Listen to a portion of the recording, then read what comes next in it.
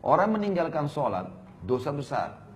Bahkan tadi saya bilang di awal pertemuan, kalau dia tinggalkan sholat itu jahdan, bangkang, kufur, keluar dari agama. Kalau dia meninggalkan sholat takasulan, malas-malasan, ditakzir tadi, diingatkan, dimarahi, dihukum. Ya. Baik, kita baca dulu dalil-dalil tentang masalah meninggalkan sholat ini ya. Baru kita masuk nanti penutupan insya Allah masalah tata cara sholat itu sendiri. Kata beliau di sini penulis buku mengangkat firman Allah surah Maryam ayat 59 sampai ayat 60. A'udzu billahi minasyaitonir rajim fa khalafa min ba'dihim khalfun adha'us salata wattaba'us syahawat fasawfa yalqawna ghayya illa man taba wa amana wa amila salihan fa ulaika yadkhuluna jannata wa la yudlamuna syai'a. Tentu ibu-ibu yang pegang buku, ada di ayat yang saya baca di atas, ada titik-titik disambung di bawah, di footnote ya. Sambungan ayatnya ada di bawah itu. Footnote nomor 3. Ya. Maka datanglah sesudah mereka, orang-orang yang tidak sholat itu efeknya, bahayanya adalah, akan datang generasi setelah mereka juga yang tidak sholat. Gitu kan. Dan setiap orang yang meninggalkan sholat, maka pasti akan mengikuti hawa nafsunya. Dan mereka kelak akan menemui kesesatan. Nggak ada lagi panduan. Kalau tidak sholat, udah hilang semuanya nih. Sholat ini penenang jiwa. Kecuali orang yang taubat, beriman dan mengerjakan kebaikan, maka mereka itu akan masuk surga dan tidak dizalimi sedikit pun. Ini dalil yang pertama tentang masalah meninggalkan sholat. Larangan, ada ancaman. Mereka akan sesat kalau tidak sholat. Kemudian dalam surah Al-Ma'un ayat 4 sampai ayat 5 bunyinya a'udzubillahi minasyaitonirrajim fawailun lil musallin alladzina hum 'an salatihim sahun. Maka celakalah bagi orang-orang yang salat, yaitu orang-orang yang lalai dari salatnya. Lalai, jadi dia salat kapan dia mau. Tadi saya bilang meninggalkan salat secara malas-malesan. Kemudian ada satu tempat di neraka namanya Sakar. Sakar ini tempat untuk menyiksa orang yang tidak sholat. Allah sebutkan dalam surah Al-Muddathir ayat 42 sampai 43. Al-Muddathir ayat 42 sampai 43. Tentu yang pegang buku bisa lihat di situ. Kalau yang belum punya bukunya bisa lihat ya. Buka Quran di HP-nya. A'udzubillahi minasyaitonirrajim. Ma salakakum fi Sakar? Qalu lam naku minal musallin. Apa para malaikat nanti akan tanya mereka, orang-orang yang masuk neraka Sakar tuh, apa yang membuat kalian masuk ke dalam neraka Sakar? Mereka menjawab, kami dahulu tidak termasuk orang-orang yang mengerjakan sholat. Jadi jelas ancamannya akan masuk ke dalam neraka. Nabi SAW bersabda, al-ahdul ladzi bainana wa bainahum tarkus shalah, al-ahdul ladzi bainana wa bainahum shalah, wa man tarakaha faqad kafar. Hadis ini sahih riwayat Tirmidzi dalam Kitabul Iman. Dan Ibnu Majah juga dalam kitab Iqamah was Salah was Sunnah fiha. Hakim juga menyebutkan dalam Mustadrak. Ya, dan ini beliau juga mensahihkannya dan Imam Az-Zahabi juga penulis buku kita ini juga mensahihkannya. Yang berbunyi perjanjian yang ada antara kita dengan mereka adalah solat. Maksudnya perbedaan dasar antara kita dengan orang-orang kafir adalah solat. Maka barang siapa yang meninggalkannya maka dia telah kafir. Dianggap kafir kalau dia meninggalkan solat secara jahdan tadi, paksa. Enggak, saya enggak mau solat. Kemudian juga dalam hadis Nabi SAW yang berbunyi, man fatathu salatul asri habita amalu. Barang siapa yang luput melaksanakan salat asar sebagai bentuk pengingkaran ya, maka amal ibadahnya telah gugur, dihapus amal ibadahnya semua. Ini ruginya, gitu kan? Jadi di antara 5 waktu salat ini, salat yang paling afdal adalah asar. Datang setelahnya subuh dan isya. Datang setelahnya duhur dan maghrib. Baik, bukan bertidur sama maghrib itu tidak ada fadilah, ada. Ini 5 waktu sholat, tapi kalau kita susun sesuai dengan urutannya maka asar yang paling tinggi. Kemudian baru masuk subuh sama isya. Gitu ya. Kemudian hadis Nabi SAW yang lain, ya ini semua ada disebutkan di footnote-nya. Hadis riwayat Imam Muslim dalam Kitabul Iman. Dan juga Abu Daud dalam Kitabus Sunnah, Tirmidzi dalam Kitabul Iman. Kata Nabi SAW, bainal abdi wa bainal syirki tarkus salat. Antara seorang hamba dengan kemusyrikan adalah meninggalkan sholat. Hadis yang lain riwayat Imam Ahmad, juga Al-Mundhiri menyebutkan dalam Targhib Tarhib dan Beliau mengatakan atau berkata diriwayatkan oleh Ahmad dan Baihaqi dan para perawi-perawi Imam Ahmad semuanya thiqah, dapat terpercaya. Ya. Kata Nabi SAW, "Man taraka salata muta'ammidan faqad bari'at minhu zimmatullah." Barang siapa yang meninggalkan salat secara sengaja, maka sungguh jaminan Allah telah lepas darinya. Maksudnya jaminan makanan, jaminan minuman. Kita semua ini, ibu-ibu sekalian, kalau jaga 5 waktu sholat, maka dipastikan semua yang kita butuh hari itu dipenuhi sama Allah. Udaranya, cahayanya, makanannya, minumannya, Allah kasih semua. Asal jaga waktu 5 waktu sholat. Karena Dia menciptakan langit dan bumi. Dia menciptakan semuanya. Umar bin Khattab berkata, "Ama innahu la hadza fil Islam li ahadin adha'a as-shalah."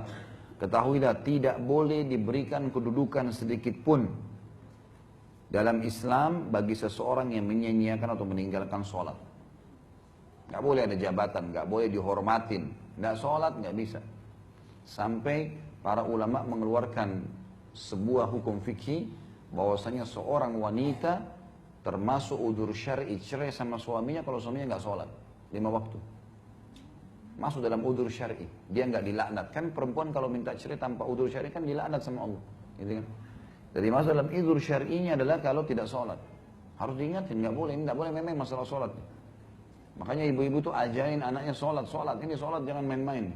Kata Nabi SAW, suruh mereka sholat di umur 7 tahun dan pukul di umur 10 tahun. Nggak bisa main-main, harus. Sholat nomor 1 bagi mereka. Dikatakan dalam riwayat yang lain, Kana ashabun Nabi SAW, kana ashabu Muhammadin SAW, la yarawna syai'an minal amali tarkuhu kufrun ghairus salah, atau ghairus salah. Ini disebutkan oleh Abu Hurairah anhu, sahabat Nabi yang mulia. Dahulu, para sahabat Muhammad SAW tidak memandang sesuatu pun dari amal ibadah dalam Islam, yang mana meninggalkannya adalah jelas kekufuran kecuali sholat. Nah, ini diriwayatkan oleh Hakim dalam Mustadrak, dan juga diriwayatkan oleh Tirmidzi tanpa menyebutkan Abu Hurairah radhiyallahu anhu. Ibnu Hazm berkata, Ibnu Hazm ini seorang ulama dari Spanyol ya, zaman dulu ini, ulama muslim. Setelah syirik mempersekutukan Allah, tidak ada dosa yang lebih besar daripada menunda sholat hingga habis waktunya dan membunuh seorang mukmin tanpa alasan yang benar. Saksi bahasan kita masalah meninggalkan sholat. Kemudian hadis yang lain juga Abu Hurairah meriwayatkan Rasulullah SAW bersabda, "Awwalu ma yuhasabu bihil abdu yawmal qiyamah min amalihi sholatuhu. Fa in salahat faqad aflaha wa anjah, wa in fasadat faqad khaba wa khasir." Amal yang paling pertama kali dihisab pada hari kiamat dari seorang hamba adalah solatnya. Jika solatnya bagus maka dia beruntung selamat, dan sebaliknya jika solatnya kurang maka dia gagal dan rugi. Hadis ini dihasankan oleh Imam Tirmidzi. Nabi kita Muhammad SAW memastikan bahwasanya kita atau beliau diperintahkan untuk ya memerangi orang-orang sampai mereka sholat. Sebagaimana hadis beliau, "Umirtu an uqatilan nasa hatta yashhadu an la ilaha illallah wa anna Muhammad Rasulullah wa yuqimus shalah wa yu'tuz zakah fa in fa'alu dzalika 'asamu minni dima'ahum wa amwalahum illa bihaqqil Islam wa hisabuhum 'ala Allah." Aku diperintahkan oleh Allah untuk memerangi manusia sampai mereka mengucapkan syahadat. Asyhadu an la ilaha illallah Muhammadur Rasulullah. Aku bersaksi tidak ada yang berhak disembah kecuali Allah, Muhammad adalah hamba juga utusannya. Lalu mereka mendirikan sholat, mereka membayar zakat. Apabila mereka telah melaksanakannya, maka mereka telah melindungi darah dan harta mereka dari bahayaku, kecuali disebabkan hak Islam dan perhitungan mereka kembali kepada Allah. Nah, jadi memang Islam ini diperintahkan oleh Allah SWT kepada Nabi SAW untuk disebarin sampai mereka syahadat, sholat dan zakat. Ya. Kalau mereka melakukan maka mereka telah aman. Jadi saksi bahasan berarti ada ancaman orang yang tidak sholat. Kemudian hadis yang lain, tentu saya bacakan semua dalilnya. Saya agak percepat karena sudah mau jam 11 ya. Saya ada acara ceramah lagi tentunya. Saya akan bacakan dalilnya. Selanjutnya adalah hadis Bukhari Muslim. Anna rajulan qal, dari Abu Sa'id radhiyallahu anhu, anna rajulan qal ya Rasulullah ittaqillah. Qala wailaka awalastu ahaqqu ahli al-ardi an yattaqiyallah. Faqala Khalid bin Walid radhiyallahu anhu, ala adribu unukahu ya Rasulullah. Faqala la la'allahu an yakuna yusalli. Bahwasanya seseorang laki-laki pernah berkata kepada Nabi SAW, bertakwalah, takutlah kau kepada Allah. Jadi kalimat ini berat sebenarnya kalau dalam bahasa Arab.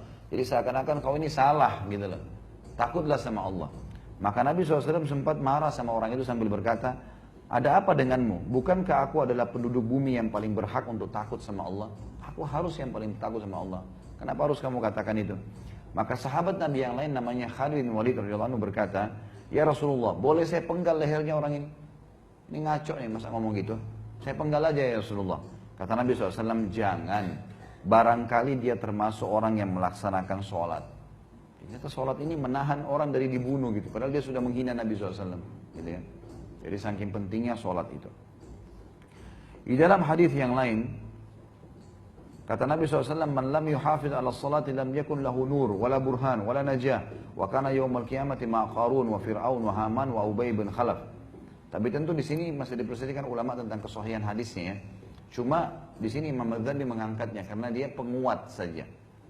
Barang siapa yang tidak menjaga sholat maka dia tidak dapat cahaya, bukti yang nyata, maksudnya pertolongan, dan tidak pula keselamatan. Dan pada hari kiamat dia bersama Qarun, Fir'aun, Haman, dan Ubay bin Khalaf. Terakhir ibu-ibu sekalian adalah dalil Nabi SAW yang beliau berkata kepada Mu'adz bin Jabal, ma min abdin yashhadu an la ilaha illallah anna Muhammadan abduhu wa rasuluhu illa harramallahu 'alan nar. Tidak ada seorang hamba yang bersaksi tidak ada yang berhak disembah kecuali Allah. Kemudian dia juga mengatakan Muhammad adalah utusan Allah, melainkan Allah akan mengharamkan baginya untuk masuk neraka. Maksudnya adalah di sini kata ulama hadis, syahadat ini akan mendorong orang untuk melengkapkan rukun Islamnya. Maka setelah itu dia akan kerjakan sholat, dia akan kerjakan zakat, dia akan puasa, dia akan haji. Dan kalau dia kerjakan itu dia akan dapat jaminan surga. Kata penutup Imam Zabi, maka orang yang menunda sholat hingga habis waktunya adalah orang yang menanggung dosa besar. Kalau ada orang sengaja undur duhur misalnya, sampai azan asar, oh saya belum sholat nih, baru sholat, itu dosa besar. Tetap dia sholat, tapi tunda-tunda, sampai keluar dari waktunya, ini sudah dosa besar.